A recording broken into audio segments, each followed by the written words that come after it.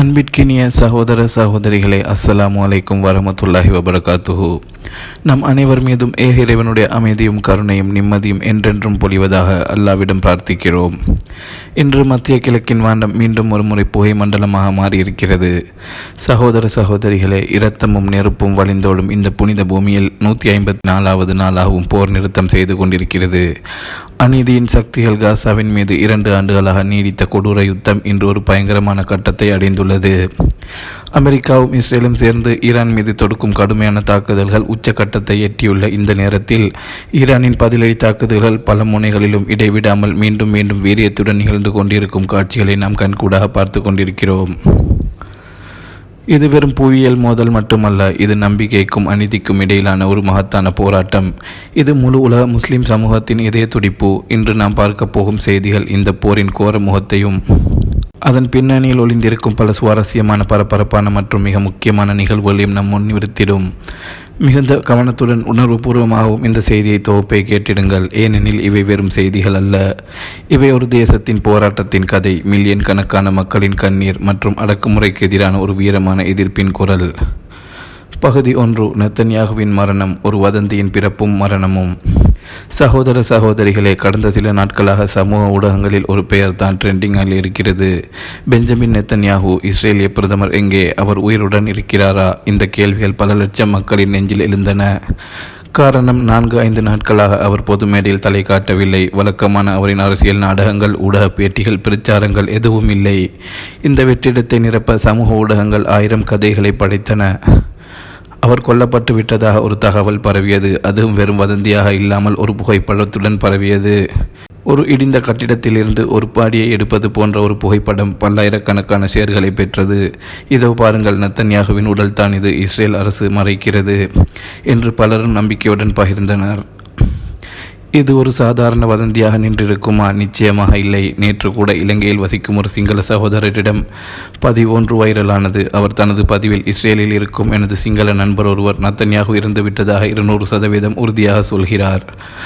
அவர்களால் இனி மறைக்க முடியாது. அவர் இருந்த செய்தியை வெளியிடத்தான் வேண்டும் என்று வீடியோவில் வெளியிட்டிருந்தார். இந்த வீடியோ நெத்தன்யாகுவின் மரணம் குறித்த சந்தேகத்திற்கு மேலும் அழுத்தம் சேர்த்தது. இந்த சந்தேகம் சமூக ஊடகங்களை தாண்டி இந்தியாவின் மெயின் ஸ்ட்ரீம் மீடியாக்களிலும் எதிரொலித்தது. சில தொலைக்காட்சி சேனல்கள் இஸ்ரேலிய பிரதமர் எங்கே என்ற தலைப்பில் செய்திகளை ஒளிபரப்பின. சில வெளிநாட்டு ஊடகங்களும் சமூக வலைத்தளங்களில் பிரதமரின் மரணம் குறித்து கேள்விகள் எழுகின்றன என்று தொட்டும் தொடாமலும் இந்த விஷயத்தை பேச ஆரம்பித்தன. இது ஒரு சர்வதேச பரபரப்பாக மாறியிருந்தது. இப்படி ஒரு கேள்வி எழுவதற்கான காரணம் நம் அனைவருக்கும் புரியும். நெத்தன்யாகு எப்போதும் ஊடகங்களின் முன்னிற்க விரும்புபவர். ஒரு போர் நடக்கும் போது அவர் உளவு பார்ப்பது போன்ற புகைப்படங்களை வெளியிடுவார். ஆனால் இந்த 4 நாட்கள் அமைதி பலருக்கும் சந்தேகத்தை ஏற்படுத்தியுள்ளது. இந்த நிலையில் தான் நேற்றைய தினம் அல் ஜசீரா தொலைக்காட்சி நெத்தன்யாகு ஒரு பத்திரிகையாளர் சந்திப்பில் பேசும் காட்சியை ஒளிபரப்பியது. ஆம் சகோதரர்களே, அவர் உயிருடன் இருக்கிறார். தெளிவாக ஒரு போர் குறித்த மேம்படுத்தல் கூட்டத்தில் அவர் பேசிக் கொண்டிருந்தார். அவர் உயிருடன் இருப்பது நமக்கு மகிழ்ச்சி அளிக்கும் ஒரு செய்தி இல்லைத்தான், ஆனால் இது ஒரு முக்கியமான பாடத்தை நமக்கு கற்றுத்தருகிறது. இதை கவனியுங்கள். எவ்வளவு பெரிய பிரபலமானாலும் அவர்கள் இறந்துவிட்டால் அந்த செய்தியை யாராலும் மறைக்க முடியாது. உதாரணத்திற்கு, சில நாட்களுக்கு முன்பு ஈரானின் உயர்மட்ட ஆன்மீக தலைவர் அயத்துல்லா அலி காமெனி கொல்லப்பட்டார். ஆரம்ப மணி நேரங்களில் ஈரானிய அதிகாரிகள் அதை மறுத்தார்கள். வெளியுறவு மந்திரி அப்பாஸ் அராக்சி கூட அவர் உயிருடன் இருப்பதற்கான சாத்தியக்கூறுகள் உள்ளன என்று தயக்கத்துடன் பேசினார். ஆனால் ஒரு சில மணி நேரங்களிலேயே ஈரானின் அதிகாரப்பூர்வ ஊடகங்களே அவர் கொல்லப்பட்டதை உறுதிப்படுத்தின. ஏனென்றால் அத்தகைய ஒரு முக்கிய நபரின் மரணத்தை மறைக்க முடியாது. உடல் இல்லை, சடங்குகள் இல்லை, ஆதரவாளர்களின் அழுகை இல்லை. இவை அனைத்தும் மறைக்க முடியாத உண்மைகள். நெத்தன்யாகுவை பொறுத்தவரை அவர் சமூக ஊடகங்களில் செத்துவிட்டதாக பலமுறை பதிவுகள் வந்தன. எனக்கு நிறைய பேர் மெசேஜ் அனுப்பினார்கள். இவர்கள் செத்துட்டாருங்க, இதோ இந்த லிங்க்ல பாருங்க, இது 100% உறுதி என்றெல்லாம் சொன்னார்கள். அவர்களுக்கெல்லாம் நான் சொன்ன ஒரே பதில், அவர் செத்துட்டார்னா அந்த செய்தி அபிஷியலாக வரும், வெளிவரும் வரை காத்திருங்கள். நாம் ஒருவரையும் கொலை செய்து வைத்துக் கொண்டிருக்க வேண்டாம். இதிலிருந்து நாம் கற்றுக்கொள்ள வேண்டிய பாடம் மிக தெளிவானது. ஒரு செய்தியை பரப்புவதற்கு முன் அதை ஒரு முறை அல்ல 10 முறை சரிபார்க்க வேண்டும். அது உண்மை என்று உறுதியான பின் தான் பரப்ப முயற்சிக்க வேண்டும். இது மாதிரியான செய்திகள் உறுதிப்படுத்தப்படும் வரை நாம் மிகுந்த கவனமாக இருக்க வேண்டும். இல்லையெனில் நாமே பொய்யை பரப்பும் கருவியாக மாறிவிடுவோம். இந்த சம்பவம் தகவல் யுகத்தில் நாம் எவ்வளவு விழிப்புடன் இருக்க வேண்டும் என்பதற்கு ஒரு சிறந்த உதாரணம். பகுதி 2. ட்ரம்பின் அடுத்த வாரம் ஒரு பைத்தியக்காரனின் பிதற்றலா அல்லது யுத்த அறிவிப்பா? இப்போது மற்றொரு மிக முக்கியமான நபரின் பக்கம் நமது கவனத்தை திருப்புவோம். அமெரிக்க அதிபர் டொனால்ட் ட்ரம்ப். இந்த மனிதரை பற்றி நான் திரும்ப சொல்ல வேண்டிய அவசியமில்லை. இவர் எப்படிப்பட்டவர் என்பது உலகமே அறிந்தது. அவர் என்ன எப்போது சொல்வார் என்று அவருக்கே தெரியாது, அவரோடு இருப்பவர்களுக்கும் தெரியாது. ஒரு பைத்தியக்கார மருத்துவமனையில் அனுமதிக்கப்பட வேண்டிய ஒரு மனிதருக்கு உலகின் மிகப்பெரிய சக்தி நாட்டின் அதிபர் பதவி கொடுக்கப்பட்டால் என்ன நடக்கும் என்பதற்கு இவர் தான் சிறந்த உதாரணம். இந்த நிலையில் தான் இவர் தற்போது பேசியிருக்கும் பேச்சு, அடுத்த வாரம் ஈரானின் மீது மிக கடுமையான தாக்குதலை நடத்தப் போகிறோம் என்கிறார் ட்ரம்ப். சகோதரர்களே, நினைவில் இருக்கிறதா? இவர் ஆட்சிக்கு வந்ததும் ஈரானின் மீது 3 நாட்களுக்குள் ரெஜிமெண்ட் சேஞ்ச் கொண்டு வருவதாக முழங்கினார். ஈரானின் ஆட்சியை கவிழ்த்து விடுவதாக சொன்னார். ஈரானில் போராட்டங்கள் நடந்த போது வெயிட் அண்ட் சி என்று அழைத்து மக்களை ஆதரவு தருவதாக வாக்களித்தார். போராடுங்கள், நாங்கள் உங்களுடன் வருகிறோம் என்று சொன்னார். ஆனால் கடைசி வரை அவர் வரவே இல்லை. போராட்டங்கள் அடங்கி போன பிறகு பல மாதங்கள் கழித்து வந்து தாக்குதல் நடத்தினார். அதிலும் ஆயத்துல்லா அலி காமெனி போன்ற தலைவர்களை கொன்று குவித்தார். அப்போதும் சொன்னார், 3 நாளில் எல்லாம் முடிந்துவிடும், எல்லாவற்றையும் பிடித்து விடுவோம். இன்று அதன் 14வது நாளில் நாம் உட்கார்ந்திருக்கிறோம். இதுவரை எதுவும் முடியவில்லை. ஆனால் ஒவ்வொரு நாளும் ஊடகங்கள் வந்து நாங்கள் தாக்குதல் நடத்தினோம், 80% அளித்தோம், அவர்களிடம் ஏவுகணைகளே இல்லை, நாங்கள் சுட்டு வீழ்த்தினோம் என்று அவரவர் மனதுக்குள் ஒரு மாயையான வெற்றியை பற்றி பிதற்றிக் கொண்டிருக்கிறார். நேற்றும் அவர் வந்து நாங்கள் வெற்றுவிட்டோம் என்று கூறினார். ஒரு சமயம் நோபல் பரிசு தனக்கு நிச்சயம் என்று எதிர்பார்த்து கொண்டிருந்தார். இப்படித்தான் உண்மையில் இருந்து முற்றிலும் துண்டிக்கப்பட்ட ஒரு மனநிலையில் இருக்கிறார் இந்த மனிதர். இப்போது அதே மனிதர் அடுத்த வாரம் மிக கடுமையான தாக்குதல் நடத்துவோம், மத்திய கிழக்கு முழுவதும் இந்த போரின் அனர்த்தம் தெரிய வரும் என்று பேசுகிறார். இப்போது நான் கேட்கிறேன் சகோதரர்களே, அடுத்த வாரம் மிக கடுமையான தாக்குதல் நடத்துவதாக சொல்கிறாரே, இந்த 2 வாரமும் என்ன செய்து கொண்டிருந்தீர்கள்? இந்த 2 வாரமும் தான் மிக கடுமையான தாக்குதல் நடத்தப்பட்டு கொண்டிருக்கிறதே. ஈரானின் நகரங்கள் மீது குண்டு விழுந்தன, மக்கள் கொல்லப்பட்டனர், மாணவர்கள் பலி. ஆனால் அவர்களால் இன்னும் ஈரானை வீழ்த்த முடியவில்லை. ரெஜிமெண்ட் சேஞ்ச் வரவில்லை. 3 நாளில் முடியும் என்று சொன்னது 14வது நாளை நெருங்குகிறது. ஒன்றும் நடக்கவில்லை. இப்போது மீண்டும் அடுத்த வாரம் என்று ஒரு புதிய திகதியை சொல்கிறார். இவர் அப்படி சொல்லி முடிப்பதற்குள்ளாக ஈரான் இவருடைய எல்லா இராணுவ தளங்களையும் காலி செய்துவிடும். இந்த அளவுக்கு தான் இப்போது நிலைமை மாறியுள்ளது. இன்னும் ஒரு விஷயம், ஈரானின் அரசு வீழ்ந்துவிடும் என்று சொல்கிறார். ஆனால் அதையும் ஒரு தயக்கத்துடன் தான் சொல்கிறார். அது உடனே நடக்காமல் இருக்கலாம், ஆனால் நடக்கும் என்று நான் நம்புகிறேன் என்று பின்வாங்குகிறார்.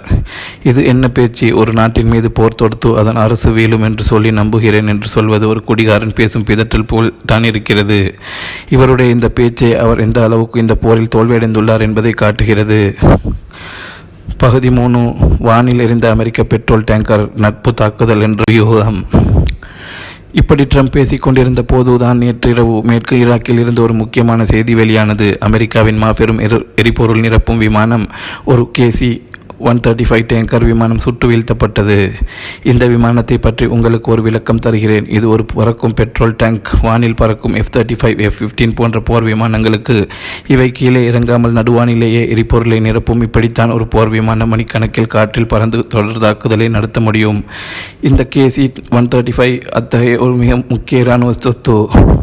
இந்த விமானத்தின் மீது தான் நேற்று இரவு தாக்குதல் நடத்தப்பட்டது. இந்த தாக்குதல் நடந்த சில மணி நேரத்தில் தான் அமெரிக்கா என்ன சொன்னது தெரியுமா?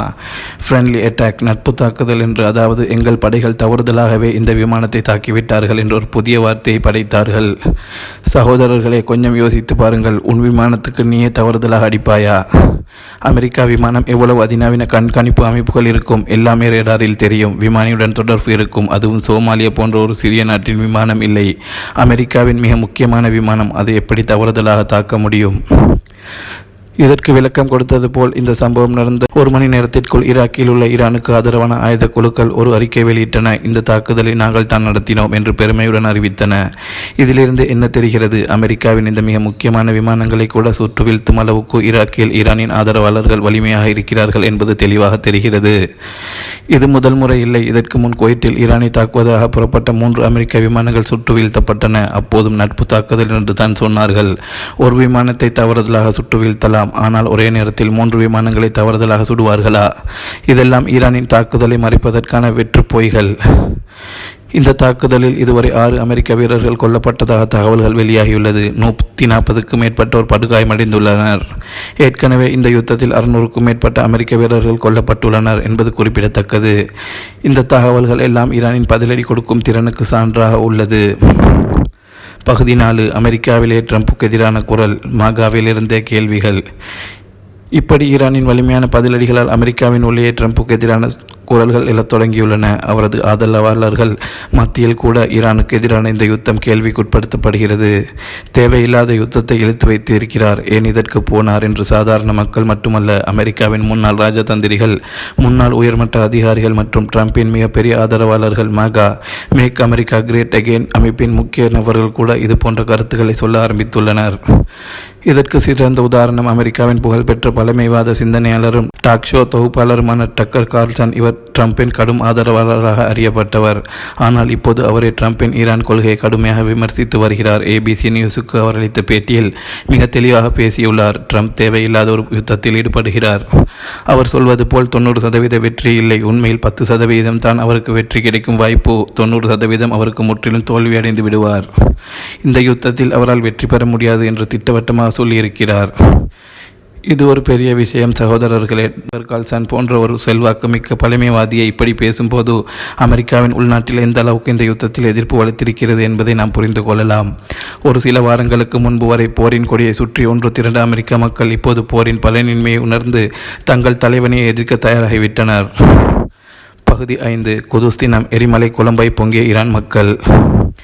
இந்த பின்னணியில் தான் இன்று உலகம் முழுவதும் கொண்டாடப்பட்ட புனிதமான குதுஸ் தினத்தை அல் குதுஸ் தினம் பற்றி பார்க்க வேண்டும். பாலஸ்தீன மக்களின் சுய நிர்ணய உரிமைக்காகவும் பாலஸ்தீன நாட்டுக்காகவும் ஒவ்வொரு ஆண்டும் ரமலான் மாதத்தின் கடைசி வெள்ளிக்கிழமை குதுஸ் தினமாக கொண்டாடப்படுகிறது.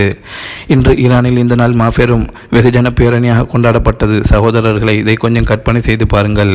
ஒரு நாட்டின் மீது எதிரி நாடுகள் பாரிய வான்வெளி தாக்குதல்களை நடத்தி கொண்டிருக்கின்றன. எப்போது எங்கு குண்டு விழும் என்று எவருக்கும் தெரியாது. அப்படிப்பட்ட பயங்கரமான சூழ்நிலையில் ஒரு பொதுக்கூட்டத்தை நடத்துவது என்றால் யாராவது நடத்துவார்களா? நடத்தினாலும் மக்கள் வருவார்களா? நம் நாட்டில் பாருங்கள், சும்மா ஒரு பொதுக்கூட்டத்திற்கு ஆள் கூப்பிட்டாலே வரமாட்டேன் என்று சொல்லிவிடுவார்கள். அப்படிப்பட்ட நிலையில் இங்கே நாடு முழுக்க குண்டுகள் வெடித்து கொண்டிருக்கும் போது இந்த மக்கள் பல்லாயிரக்கணக்கில் லட்சக்கணக்கில் திரண்டு வந்து பாலஸ்தீனத்திற்கு சுதந்திரம் என்று முழங்குகிறார்கள். இதை எப்படி விளக்குவது? இதற்கு ஒரே பதில் தான் இருக்கிறது. அமெரிக்காவும் இஸ்ரேலும் செய்த மிகப்பெரிய முட்டாள்தனம் ஆயத்துல்லா அலி காமெனியை கொன்றது தான். அந்த ஒரு செயல் பிளவுபட்டு கிடந்த ஈரான் தேசத்தை ஒரே குடையின் கீழ் கொண்டு வந்து நிறுத்தி இருக்கிறது. ஒரு தேசிய உணர்வு, பாரசீக தேசியவாதம் அவர்களுக்குள் பொங்கி எழுந்துள்ளது. பாரசீகம் தோற்றுவிடக்கூடாது, எத்தனை பேர் செத்தாலும் பரவாயில்லை, பாரசீகம் வெல்ல வேண்டும் என்று அவர்கள் இப்போது உறுதியாக நிற்கிறார்கள். நாட்டுப்பற்று மிக்க அவர்கள் தங்கள் வரலாற்றில் ஒருபோதும் தோல்வியை சந்தித்ததில்லை. பாரசீக பேரரசு என்றும் வென்று கொண்டேதான் இருந்தது. இன்று அதே வீரம் அவர்களை ஆட்கொண்டுள்ளது. இன்று நடந்த குதுஸ் தின பேரணியில் ஈரானின் மிக உயர் தலைவர்கள் அனைவருமே கலந்து கொண்டனர். வெளியுறவு மந்திரி அப்பாஸ் அராக்சி, உச்ச தேசிய பாதுகாப்பு அவைத் தலைவர் அலி லாரிஜானி, அதிபர் மசூத் பஷாக்சியன், உச்ச நீதிமன்ற நீதியரசர், இப்படி அத்தனை பேரும் களத்தில் இருந்தனர். இதற்கு காரணம், சில மணி நேரங்களுக்கு முன்பு அமெரிக்க பாதுகாப்புத்துறை செயலாளர் ஹெக்ஸத் ஈரானின் தலைவர்கள் அனைவரும் நிலத்தடி பதுங்கு குழிகளில் ஒளிந்திருக்கிறார்கள் என்று தற்பெருமையாக பேசியிருந்தார். அதற்கு நேரடி பதில்தான் இந்த பேரணி. நாங்கள் ஒளியவில்லை, நாங்கள் மக்கள் மத்தியில் இருக்கிறோம் என்று செயல் வடிவில் நிரூபித்து காட்டினார்கள். ஒரு பயங்கரமான யுத்தம் நடக்கும் போது தலைவர்கள் ஒளிந்து ஓடுவார்கள் என்று நினைத்தவர்களுக்கு இந்த தலைவர்கள் களத்தில் இறங்கி நின்று நாங்கள் இருக்கிறோம் என்று சவால் விட்ட காட்சி இஸ்ரேலுக்கும் அமெரிக்காவுக்கும் பலமான அடியாக இருந்தது. பகுதி 6. லெபனானின் எச்சரிக்கை. QR கோடு ஸ்கேம் முதல் ஹிஸ்புல்லாவின் தாக்குதல் வலை. இன்று லெபனானின் இராணுவம் ஒரு முக்கிய எச்சரிக்கையை வெளியிட்டது. பைரூத் நகரில் இஸ்ரேலிய படைகள் ஒரு துண்டு பிரசுரத்தை விநியோகித்துள்ளன. அந்த பிரசுரத்தில் ஒரு QR கோடு இருந்தது. அதை ஸ்கேன் செய்ய வேண்டாம் என்று லெபனான் இராணுவம் கேட்டுக்கொண்டுள்ளது. ஏனெனில் அந்த QR கோட்டை ஸ்கேன் செய்தால் ஒரு வாட்ஸ்அப் குரூப் லிங்க் திறக்கும். அந்த லிங்கை கிளிக் செய்தால் உங்கள் மொபைல் போன் முழுவதுமாக ஹேக் செய்யப்பட்டுவிடும். உங்கள் தரவுகள் அனைத்தும் இஸ்ரேலிய உளவுத்துறைக்கு போய் சேரும். பின்னர் யார் எங்கு எப்போது தாக்கப்பட வேண்டும் என்பதை தீர்மானிக்க இந்த தரவுகள் பயன்படுத்தப்படும். எனவே யாரும் இந்த QR கோட்டை ஸ்கேன் செய்ய வேண்டாம் என்று லெபனான் மக்களை இராணுவம் கேட்டுக்கொண்டுள்ளது. இது இஸ்ரேலின் நவீன உளவு முறைகளுக்கு ஒரு எடுத்துக்காட்டு. அதே நேரம் வடக்கு இஸ்ரேலில் ஒரு முக்கியமான சம்பவம் நிகழ்ந்தது. ஹிஸ்புல்லா இயக்கம் இஸ்ரேலின் ஒரு மாபெரும் ட்ரோன் தொழிற்சாலை மீது பாரிய தாக்குதல் நடத்தியது. இது ஹிஸ்புல்லாவின் தொடர் தாக்குதல்களில் ஒரு பகுதி. சமீப நாட்களாக ஹிஸ்புல்லா இஸ்ரேலுக்கு ஆழமாக பாய்ந்து இராணுவ நிலைகள் மற்றும் முக்கிய நிறுவனங்களை குறிவைத்து தாக்கி வருகிறது. இந்த ஹிஸ்புல்லாவின் வீரியமான தாக்குதல் தான் அமெரிக்க அதிபர் ட்ரம்பை நேற்று பேச வைத்தது. ஹிஸ்புல்லா தங்கள் ஆயுதங்களை கலைந்து செஞ்சிட வேண்டும், இல்லை என்றால் அவர் வருந்தும் அளவுக்கு நாங்கள் தாக்குதல் நடத்துவோம் என்று அவர் மிரட்டல் விடுத்தார். ஆனால் இதன் அர்த்தம் என்ன? ஹிஸ்புல்லாவின் தாக்குதல் இவ்வளவு பலமாக இல்லை என்றால் அமெரிக்க அதிபர் நேரடியாக இறங்கி வந்து இப்படி பேச வேண்டிய அவசியம் என்ன? ஒரு பக்கம் ஈரான் அடித்து நொறுக்குகிறது, மறுபக்கம் ஹிஸ்புல்லா பதிலடித்து கொடுத்து கொண்டிருக்கிறார்கள். இதனால் தான் அமெரிக்க அதிபர் நேரடியாக களத்தில் இறங்கி பேச வேண்டிய நிர்பந்தம் ஏற்பட்டுள்ளது. இன்று ஹிஸ்புல்லா இஸ்ரேலின் சபத் பகுதியில் உள்ள கிவா என்ற ட்ரோன் கட்டுப்பாட்டு தளத்தை ராக்கெட் மூலம் தாக்கி அளித்ததாக அறிவித்துள்ளது. இது ஹிஸ்புல்லாவின் துல்லியமான தாக்குதல் திறனுக்கு மற்றும் ஒரு சான்று. பகுதி 7 ஹெர்முஸ் ஜலசந்தி உலகின் எண்ணெய் நாடி படபடக்கிறது. மத்திய கிழக்கின் மற்றொரு முக்கிய எரிமலை கொழும்பு ஹெர்முஸ் ஜலசந்தி. குவைத், சவுதி அரேபியா, பஹ்ரைன், ஐக்கிய அரபு அமீரகம் ஆகிய நாடுகளில் உள்ள அமெரிக்க இராணுவ தளங்களை நோக்கி இன்றும் ஈரான் புரட்சிகர காவல் படை IRGC பாரிய ஏவுகணைகள் மற்றும் ட்ரோன் தாக்குதல்களை நடத்தியுள்ளது. ஹெர்முஸ் ஜலசந்தி பகுதியில் சற்று நேரத்திற்கு முன்பு மற்றொரு கப்பல் மீது தாக்குதல் நடத்தப்பட்டுள்ளதாக ஐக்கிய ராச்சியத்தின் கடல்சார் பாதுகாப்பு அமைப்பு UKMTO உறுதிப்படுத்தியுள்ளது. எங்கள் அனுமதி இல்லாமல் ஹெர்முஸில் யாரும் பயணிக்கக்கூடாது என்று ஈரான் தொடர்ந்து எச்சரித்து வருகிறது. அந்த எச்சரிக்கையை மீறி செல்லும் கப்பல்கள் மீது தாக்குதல் நடத்தப்படும் என்பதை நிரூபிக்கும் விதமாக இன்றைய தாக்குதல் அமைந்துள்ளது. இதன் விளைவாக உலக சந்தையில் கச்சா எண்ணெயின் விலை விண்ணை முட்டுகிறது. ஒரு பீப்பா எண்ணெய் $100 தாண்டிவிட்டது. சில வாரங்களுக்கு முன்பு $60 இருந்த எண்ணெய் விலை இந்த யுத்தத்தின் காரணமாக $100 எட்டியுள்ளது. இது உலகின் பல நாடுகளின் பொருளாதாரத்தில் கடுமையான பாதிப்பை ஏற்படுத்தும். ஆன்மீக தலைவர் அயத்துல்லா முஸ்தபா சொன்னபடி ஹொர்முஸ் பகுதி மூடப்பட்டே வைக்கப்பட்டுள்ளது. தொடர்ந்து அங்கு IRGC தாக்குதலை நடத்தி வருகிறது. இங்கு ஒரு சுவாரஸ்யமான விஷயம், ஹொர்முஸ் பகுதியில் துருக்கியின் ஒரு எண்ணெய் டேங்கர் பயணித்துக் கொண்டிருந்தது. அதற்கு எந்த தாக்குதலும் நடத்தப்படவில்லை. ஏனெனில் துருக்கி ஈரானிடம் அனுமதி கேட்டு பெற்று அதற்கு பின் தனது கப்பலை பயணிக்க விட்டுள்ளது.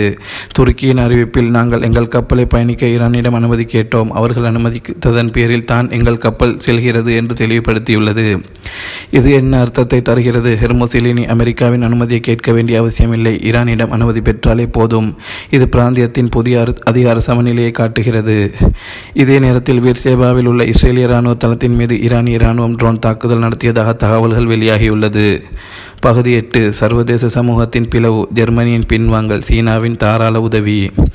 இந்த யுத்தம் குறித்து சர்வதேச சமூகத்தில் பலத்த கருத்து வேறுபாடுகள் வெளிப்பட்டுள்ளன. ஜெர்மனி தெளிவாக ஒரு அறிவிப்பை வெளியிட்டுள்ளது. இந்த யுத்தத்தில் நாங்கள் ஒரு பங்காளியாக இருக்க விரும்பவில்லை. இந்த யுத்தத்திற்கும் எங்களுக்கும் எந்த சம்பந்தமும் இல்லை. ஹெர்முஸில் எங்களுடைய போக்குவரத்து தேவை இருக்கிறது. எங்களுக்கு தேவையான பொருட்களை எடுக்க வேண்டும். எனவே அமெரிக்காவும் இஸ்ரேலும் செய்யும் இந்த யுத்தத்தில் நாங்கள் இல்லை என்று ஜெர்மனி சொல்லி தட்டி கழித்து விட்டது. ஜெர்மனி பின்வாங்கிய அதே நேரத்தில் சீனா முன்னால் வந்துள்ளது. ஈரானின் மீதான தாக்குதலில் கொல்லப்பட்ட 200க்கும் மேற்பட்ட மாணவர்களின் குடும்பத்தினருக்கு நிதியுதவி அளிப்பதாக சீன அரசாங்கம் அறிவித்துள்ளது. ஏறக்குறைய $2,00,000 சீன அரசு இந்த குடும்பங்களுக்காக ஒதுக்கியுள்ளது. இந்த உதவியில் ஒரு பெரிய அரசியல் இருக்கிறது. சீனாவும் ரஷ்யாவும் தொடர்ந்து ஈரானுக்கு ஆதரவாகவே இருக்கின்றன. சீனாவின் மிகப்பெரிய உளவு கப்பல்களில் ஒன்று தற்போது அரபு கடலில் நிலை கொண்டுள்ளது. அந்த கப்பலில் இருந்து தான் எங்கு தாக்குதல் நடத்த வேண்டும் என்ற தகவல்கள் பகிரப்படுகின்றன. ஈரானின் ஏவுகணைகளுக்கு வழிகாட்டும் பணியும் அந்த கப்பல் செய்து வருவதாக சொல்லப்படுகிறது. இது வெளிப்படையான ஒரு ரகசியமாக மாறிவிட்டது. அமெரிக்காவால் ஒன்றும் செய்ய முடியாத நிலையில் சீனா நேரடியாக உதவி செய்து கொண்டிருக்கிறது என்பதே உண்மை. உணர்ச்சிகரமான முடிவுரை. சகோதர சகோதரிகளே, இன்றைய நிகழ்வுகள் இந்த போரின் போக்கு மெல்ல மெல்ல எப்படி மாறிக்கொண்டிருக்கிறது என்பதை தெளிவாக காட்டுகின்றன. வானத்தில் அமெரிக்காவின் பெட்ரோல் டேங்கர்கள் எழுந்து விழுகின்றன. அமெரிக்காவின் உள்ளே ட்ரம்பின் ஆதரவாளர்கள் அவருக்கு எதிராக குரல் கொடுக்கிறார்கள். ஈரானில் குண்டுகளுக்கு மத்தியில் லட்சக்கணக்கான மக்கள் திரண்டு தங்கள் எதிர்ப்பை வெளிப்படுத்துகிறார்கள். சீனா போன்ற நாடுகள் வெளிப்படையாக ஈரானுக்கு ஆதரவு தெரிவிக்கின்றன. ஜெர்மனி போன்ற நாடுகள் பயந்து பின்வாங்குகின்றன. இவை அனைத்தும் நாம் பொறுத்திருந்து பார்க்க வேண்டிய விஷயம். ஆனால் நம் நம்பிக்கையுடன் இருக்க வேண்டிய ஒரே விஷயம் பாலஸ்தீனத்தின் வெற்றி. பாலஸ்தீனம் சுதந்திரம் அடைய வேண்டும். பாலஸ்தீன மக்கள் நம்மை போன்ற நிம்மதியான வாழ்க்கை வாழ வேண்டும். இது நம் ஒவ்வொருவரின் உயரிய பிரார்த்தனையாக இருக்க வேண்டும். மத்திய கிழக்கில் குறிப்பாக ஈரானின் மீதான அமெரிக்க இஸ்ரேலிய ஆக்கிரமிப்பு நிறுத்தப்பட வேண்டும். புனித ரமலான் மாதத்தில் இந்த ஆக்கிரமிப்பு முற்று பெற வேண்டும் என்று ஏக இறைவனிடம் பிரார்த்தனை செய்வோம். மத்திய கிழக்கில் அமைதி நிலவ வேண்டும் என்று அநீதி இழப்பவர்களுக்கு எதிராக நமது குரலை ஜனநாயக ரீதியில் தொடர்ந்து எழுப்புவோமாக என்று உறுதி செய்து கொள்வோம். அஸ்ஸலாமு அலைக்கும் வரஹ்மத்துல்லாஹி வபரகாத்துஹு.